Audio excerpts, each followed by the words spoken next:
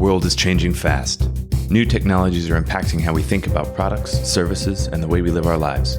Nowhere is this trend more present than in financial services, where new business models and customer expectations are changing our conceptions about banking, finance, and the very nature of money. Welcome to Rebank, a visionary podcast about banking, fintech, and the future. The future of banking is here. Hello and welcome to Rebank. I'm your host, Will Beeson.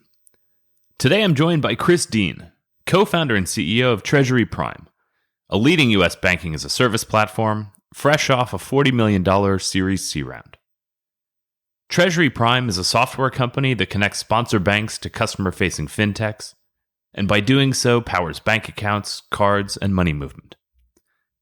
Unlike others in the banking-as-a-service space, Treasury Prime describes itself as building a network of interoperable sponsor banks and customer-facing fintechs in a ground-up approach to open banking in the U.S.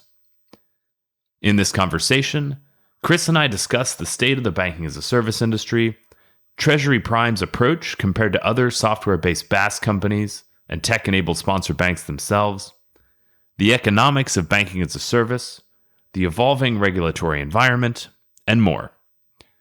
Thank you very much for joining us today. Please welcome Chris Dean. Chris Dean, welcome to Rebank. Thanks. I'm happy to be here. I'm happy to talk to you again, too. Yeah, likewise. It's great to see you again. Great to speak again. I think we first met, it was probably, 2018 or 2019. I think you guys maybe were relatively fresh off an A round. Definitely had a bank partner or a couple and some customers at that point.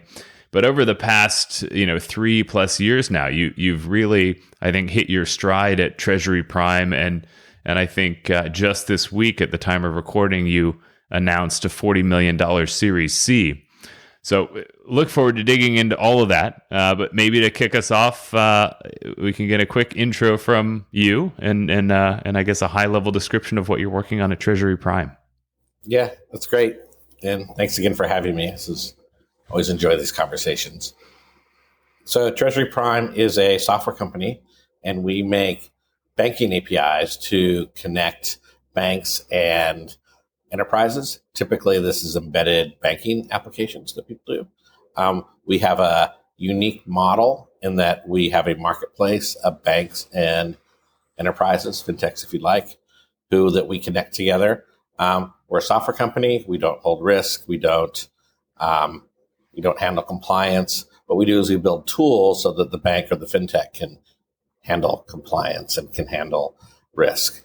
And generally, we don't believe that there's any solution in the United States for an explosion of banking services that doesn't involve the banks. We just don't believe that. And there's a lot of banks in the U.S., 5,000-ish, 10,000 if you count credit unions. And I don't think that's going to change to a dozen banks anytime soon. I think we might have that at most, but generally Treasury Prime believes in banks, and we believe that there's a change in the fintech world, and we're here to power that. That's what we do. So, you meet someone on the street. You're based in downtown San Francisco, so you can meet fintech people on the street, and they say, "Oh, so you're a bank as a service company." What do you say to that? I usually agree, because it's better to agree, because that's mostly right. I would say that we have a word internally that most of the banking as a service companies fall into three buckets. One is people outside the U.S., right? And generally outside the United States, it's much easier and I think a more straightforward problem. And maybe the right way is just to move to London and start a challenger bank. Like, that's a great way to do that. And if you're in the U.S., though, there's us basically, who write software for fintechs and banks, and it's just a software company. And then everyone else who is what I would call a rent-a-charter system, where they actually find one, maybe two, sometimes three, but not a lot, of partner banks and act as a bank to the fintechs. That is, they take on compliance risk, they generally pull people's funds together, they pull risk together, and they handle that. There's a fourth category, which I keep eagerly awaiting for, which I just never actually see, which is a U.S. bank actually doing, banking as a service properly. Cross River and Green Dot, whoever else you want to talk to, usually they don't do things I would think of as banking as a service. But Treasury Prime is unique in that we have an API and we have a lot of different banks you can use that API to connect to.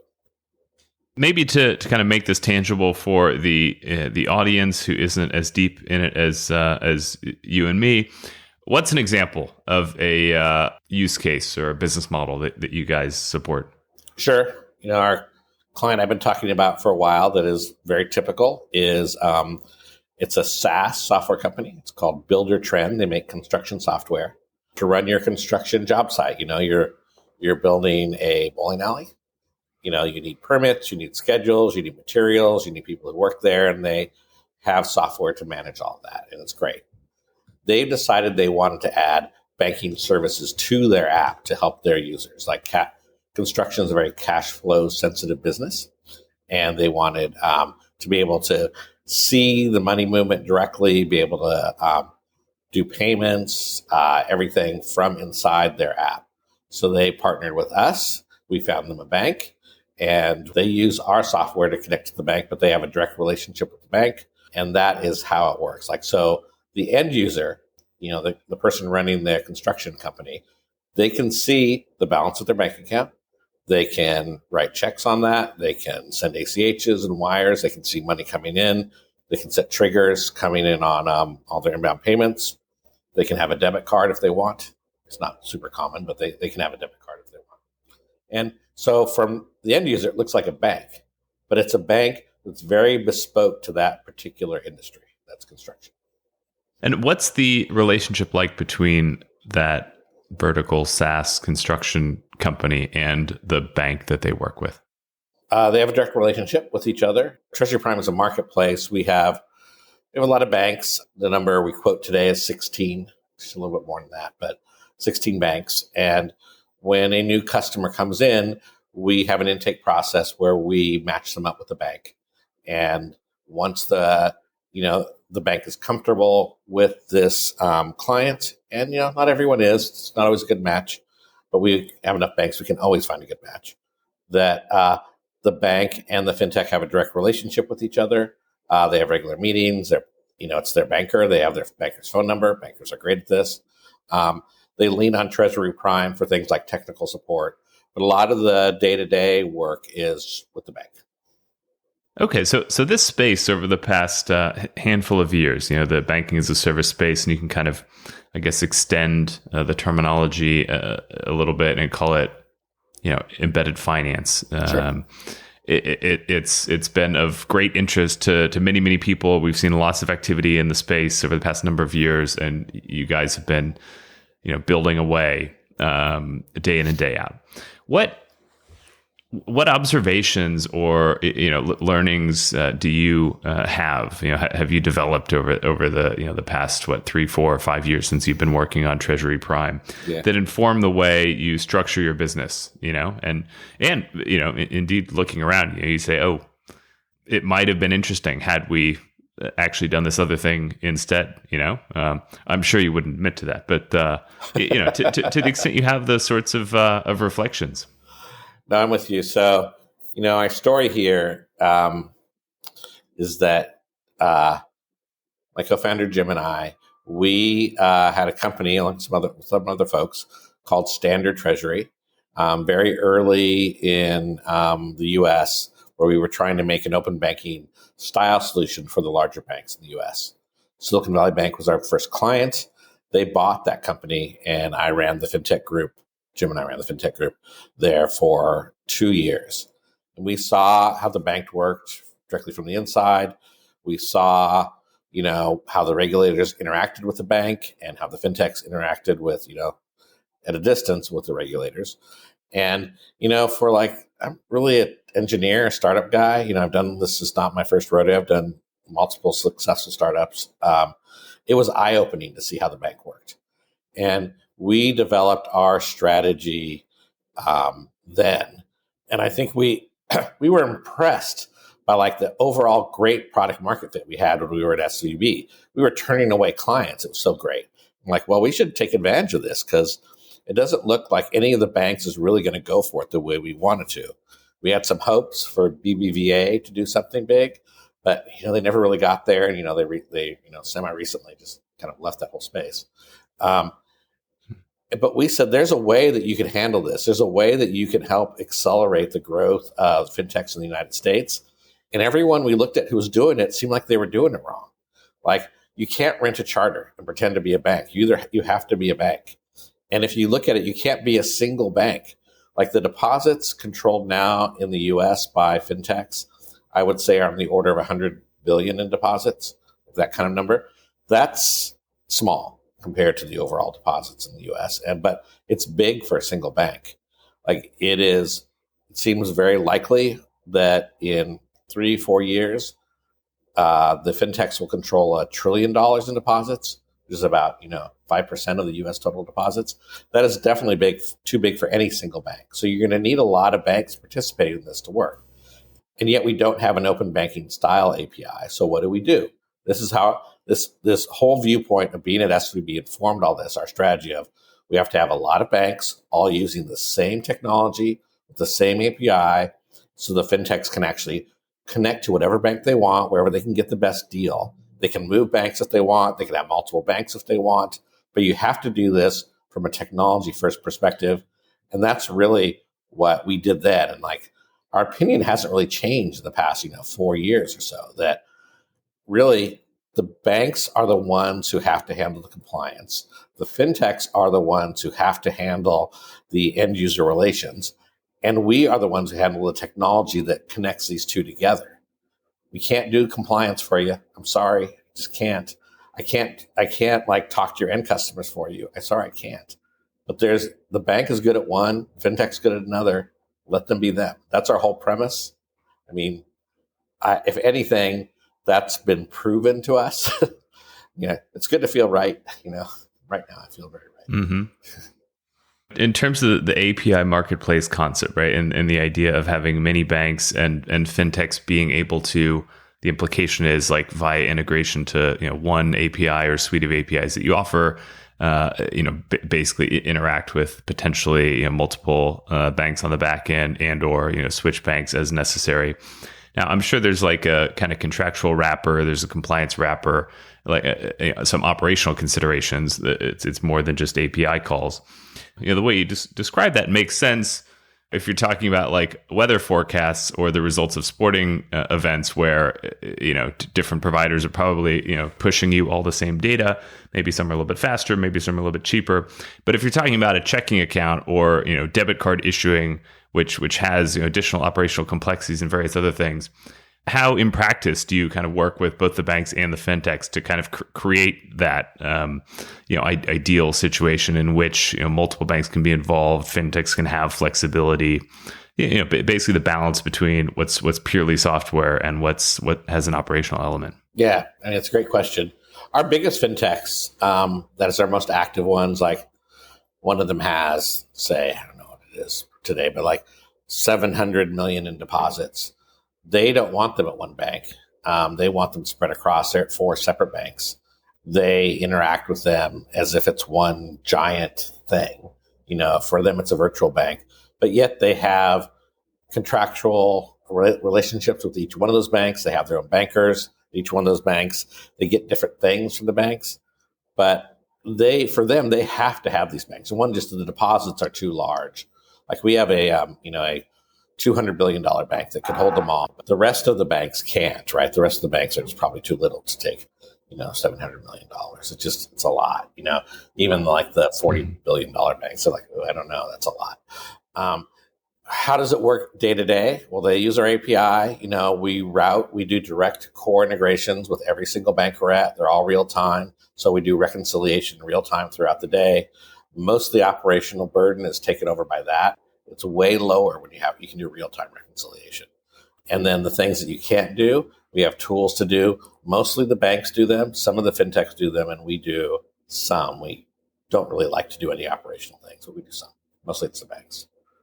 I mean, I guess it embedded in my question in fairness was kind of this implicit reference to complex banking products like checking accounts, like debit cards, which have maybe been the focus of a lot of consumer neobanks, and maybe even like SMB focused neobanks over the past handful of years. But far from the only relevant banking products, and perhaps we've learned not even the most relevant products to be building if you're a fintech. Maybe there's something in there which is worth exploring. I mean, I don't know how much of the work you're doing with customers and bank partners is specifically around, I don't know, payments, or specifically around some sort of like banking product, which maybe is crucial and adjacent to the core business of an end fintech, but which is not trying to replicate a full service, consumer or SMB banking offering. Yeah, I would say that in the category of neobanks, that's the minority of our usage. Like mostly it's not neobanks. I use the builder trend example because it's interesting. Most of them are folks who are doing banking like services, and they'll have one specific thing that they're, helping their end user do.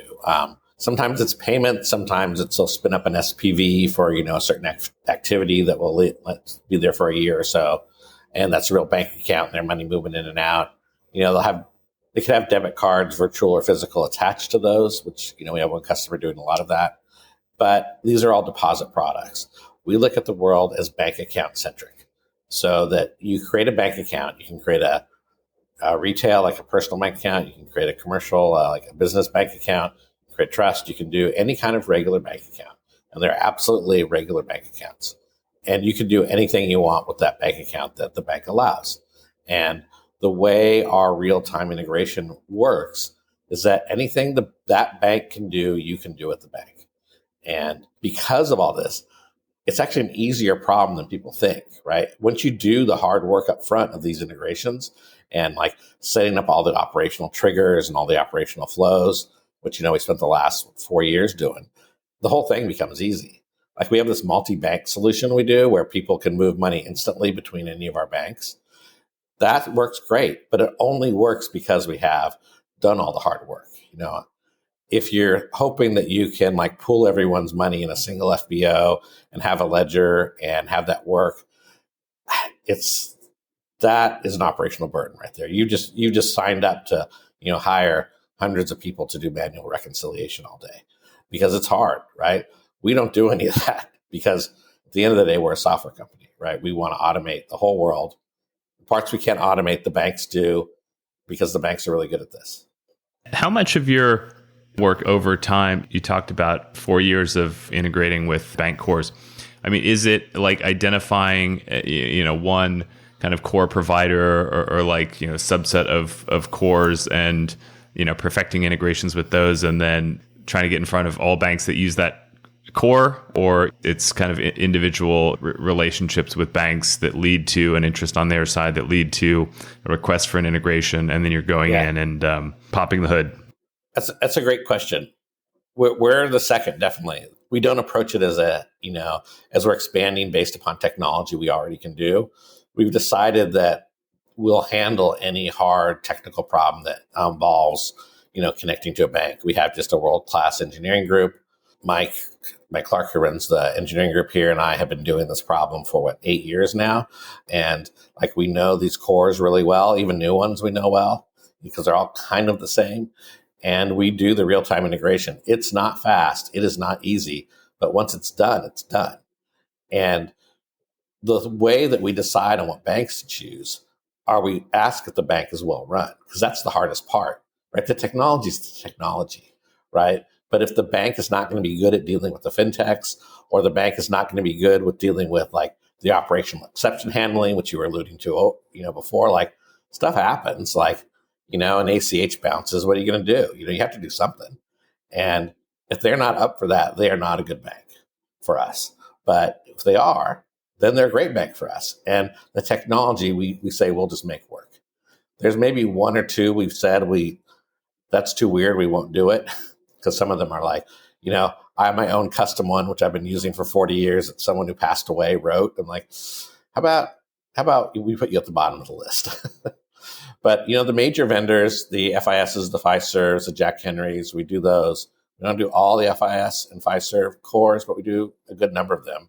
We do ones built in the 80s from ones, FIS's brand new one. Like, we do all those. Once you've done, I don't know, maybe 10 of them, it becomes easy. It's more, it comes straightforward, let's say. It's never easy. Maybe shifting gears a little bit, as I mentioned before, this week, I think you announced a $40 million Series C round. Do you want to tell us about that? Sure. Firstly, congratulations. Thank you. I think it shows that, we have such a strong business that even in times like this, it was, we could raise our funds. It was a interesting process.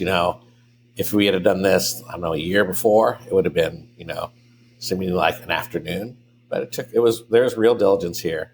And, everyone fights their last battle in some ways, and I'm still fighting mine. I had a bad experience a long time ago with someone on my cap table who, was not a good fit. And so we're picky about who we let on our cap table. And it's a relationship. I can't really divorce them, right? They're here until they decide to leave. So at one point we were doing the rounds, and I talked to this person I didn't know. His name was Norman Chen. And Norman is at BAM Elevate. He's a VC there. I had never heard of him before. We met and had coffee, and we talked. And I said, oh, this guy's smart. We should keep talking. And we started, and he went through some diligence and did the customer calls and did all the things that a good investor will do. And he called me back at some point, and he said the kind of thing that you were alluding to, where it was, I don't think you're a BaaS company, is what he said. I don't think you're a services company. I think you're a software company. And I'm like, 100% right. And he went on for the next 10 minutes to explain our business to us. I'm like, he was more right than almost anyone I've ever talked to, right, about how our business worked. And that call was when we decided to take his money. We didn't have a number.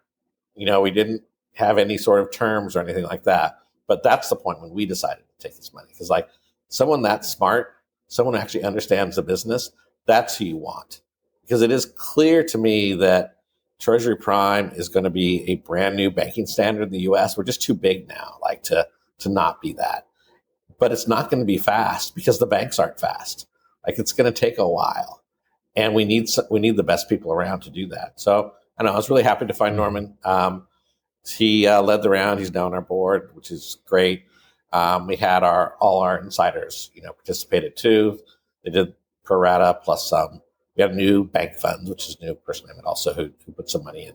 And we're really happy with the round. I'm picky about investors, and these are all A+ investors.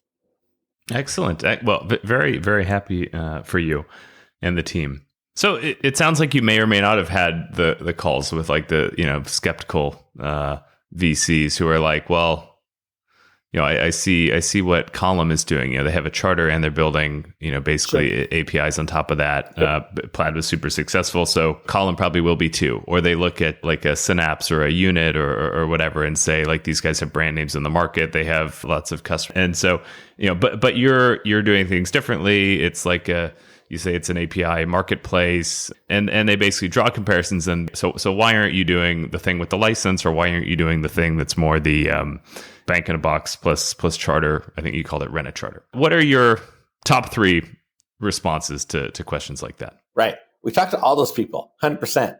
We talked to all the big players and all the big names, everyone you've heard of, and oh yeah. And some of them were like, well, Synapse does this and that. And clearly, Unit and Solid are doing amazing. And what about Increase? And what about all the, I'm naming competitors you're never supposed to do, right? But I look at them and they all have the same solution, right? They're renting a charter. Let me explain to you why that will not work in the United States. Sooner or later, a regulator is going to come down and drop the hammer on them. And lo and behold, that's what happened. That's an easy explanation. It's the regulators don't want compliance to be outsourced. The regulators want simple things. Outsourcing compliance is not one of them. So this is not a model you can really do.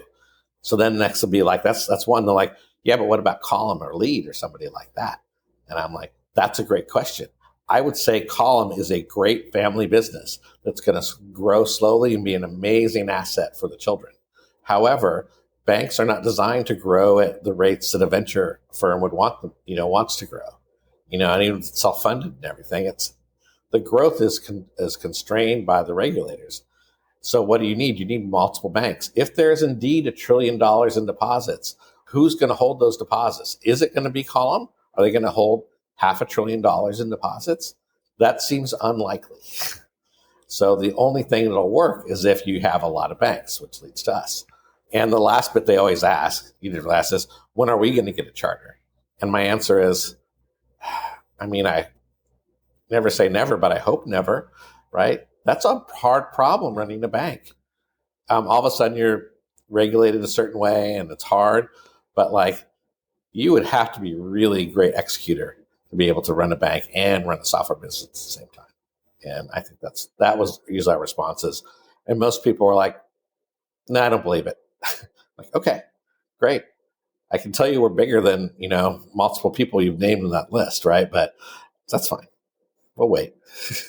Tell me about the economics. It's something I've certainly thought a lot about, in part having, worked inside this space and built on top of some of the infrastructure you're talking about, right? And then also, just having talked to lots of people that do this, both on the bank side, banks that, have built their own in-house bank as a service offerings, with other software companies like yourselves, with what you would describe as rent-a-charter services type BaaS platforms, with consumer fintechs. I have a view on a lot of this stuff, and specifically, I have a view on the economics of the existing value chain, which to me feels immature. I see a lot of value leakage. I see value leakage to components of the value chain that, in my view, are not the ones that are creating most of the value. I would be interested in your gut reaction to what I just said. Yeah, well, I think you're right. The way these most of the banking and service providers work is they're pretending to be a bank, and they take a piece of what's going on. They charge you for different activities, and at scale, they're taking a big piece. And I think that anyone worth their salt knows that they can go straight to a bank and get a better deal than they're getting with this banking and service provider, right? Maybe the technology isn't as good. Maybe there's some, hiccups there. Maybe it's hard to talk to a banker, but it's way cheaper. And at scale, it's obvious that everyone's going to leave these rent-a-charter platforms and go somewhere else. We see the biggest players now, and they're just leaving and going straight to the bank. Why? Because, when you start to do 100 million in revenue, you're going percents here and there, they start to matter, that really adds up. Treasury Prime's whole point is that we don't do that, right? We're certainly, you have to pay us for our services for sure, but we're a software company. Our deal with you, with the fintech, is, hey, either you can build this or you can use our software. We're going to be cheaper because we do this for a living. This is our whole job. You're going to have to write bespoke custom software. You want to make a different economic deal with a bank? Go right ahead. We have deals where we receive zero money from the fintechs, but the bank pays us for the renting service. Why? Because it's useful to the bank to have that fintech there. They've figured out some pricing scheme, where they share some deposit interest or they charge them fees. I actually usually know all these, but I don't care as long as they pay us my wholesale price. We're a software company, right? That works. Your wholesale price, it's like some sort of annual license fee, or it's pay per API call. What's the model? The model's always the same. It's just different, different numbers. The model is you pay us a monthly SaaS fee just to be on the platform. Banks pay that, fintechs pay that, right? Just to be on the platform. And that's constant. That's just a flat number. And then, it's different for different people, but it's a flat number. And then there's usage on top of that. Generally, it's very account focused. So you charge to create an account, you charge to manipulate an account. And for banks, it stops there. And what that allows us to do is at scale, the price per account goes way, way, way down so that it's actually worth it to you. You're like, well, I might have, a couple 100,000 accounts, but they don't cost me very much. So I'd rather pay Treasury Prime to use their software, which already does all the real-time integration, already hooks up into all these systems. You got a team of expert engineers finding bugs all day long, rather than do it myself. And my analog here is always, could you build your own CRM? Absolutely, you could. You could for sure. Do you want to? Probably not. You got other stuff to do. How important is Durbin exemption in your selection of partners? And then also, I guess that's ultimately driven by the demand on the fintech side. And how important do you expect that to be going forward? For us, it's never been a big deal. We have, most of our banks, all but five are Durbin exempt, right? So they're all, that's fine. It's not an issue. Like people want Durbin exempt so they can get an extra, a few bips of interchange, right? Most of our businesses are not interchange interested. They have a debit card or not, based upon, usage by the end user. That's not really where their fees or their growth comes from. They get money some other ways. We do have some retail neobanks who like the interchange, but it's easy enough to find them a Durbin exempt bank if that's what they want. But it is the minority. It's not a significant portion of our revenue. How about the asset side of the balance sheet, credit products? Is that something that you currently offer or something that's in the pipeline based on customer demand? We don't offer a credit product or a loan product these days. So we don't offer a credit card or a charge card or a loan product. We're really deposit focused still. Having said that, it is not unusual for our clients to have one of those things, like to have a loan product.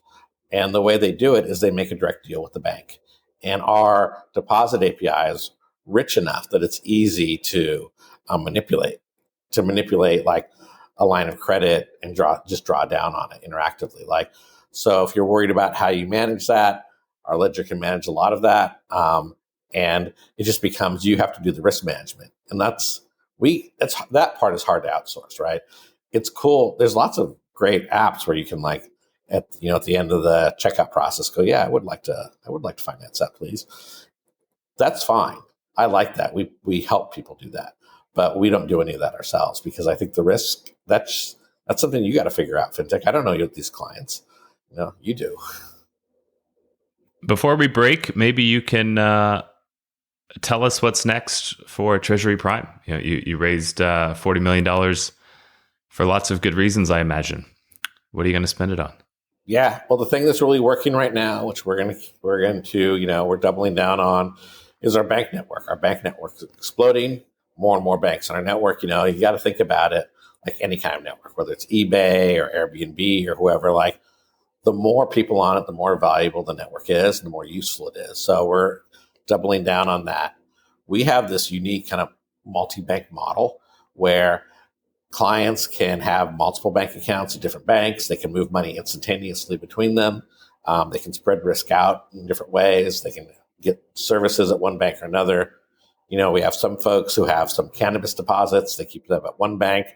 Some not cannabis deposits, they keep it at a different bank, and same for crypto and all that stuff. And that works well. So we're going to keep doubling down on that.